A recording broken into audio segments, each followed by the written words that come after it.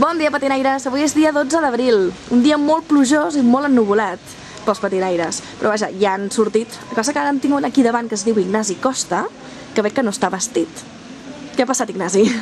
Home, ha sigut un dia una mica estrany, perquè plou, diuen que mar endintre aquesta tramuntana es convertirà en força 5 i bé, millor veure-ho des de la platja, perquè diguem que jo no soc professional com tots aquests, que són molt forts, tots aquests són molt forts. També n'hi ha que no són tan de professionals, però que han sortit. Sí, sí, això és veritat. Tu has preferit no sortir, quedar-te des d'aquí mirant.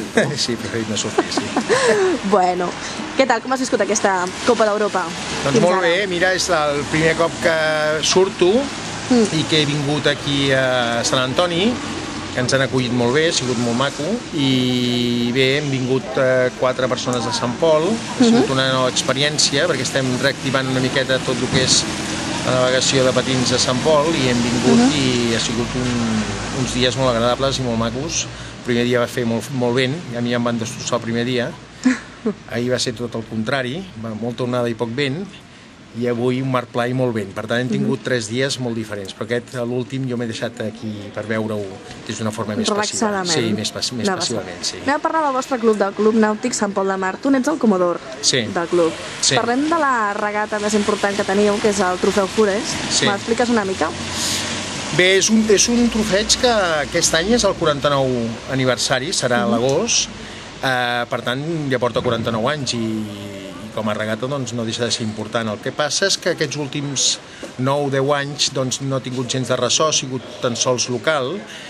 L'any passat va haver un canvi de junta i ens vam proposar que com a mínim tinguéssim una regata que tingués ressò i que tingués força, i l'any passat, en el 48 aniversari, ja va ser important, van ser quasi 40 patins, va ser molt mogut també, perquè vam tindre força 5, quasi 6 el primer dia, i va ser molt animat, i vam tindre amb molta col·laboració d'altres clubs. Vam vindre la Natació Barcelona, de Sitges, vam vindre també de Masnou, de Canet, que hi ha una flota important, i de Pineda també. I bé, jo, aprofitant que Mireia, tu m'has permès poder transmetre aquestes paraules, convidar tothom aquest any perquè la DIPAF ens va felicitar per l'organització, tot i que estàvem una mica rovellats, i aquest any el Forest està en l'Espai Tir i a més ens l'han pujat de nivell, estarà a nivell 2, i esperem una participació més ampla. Si l'any passat vam ser quasi 40, esperem que aquest any puguem arribar als 70, és el nostre objectiu.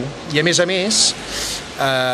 el Gerard vam estar d'acord amb que també aquest any fos participatiu a nivell de júniors. Per tant, tota la flota aquesta de júniors que avui he pogut conèixer aquests dies aquí estan convidats, que són nanos joves amb molta empenta, molts avui també han sortit, i estan convidats que puguin vindre a Sant Pol a navegar i a disfrutar.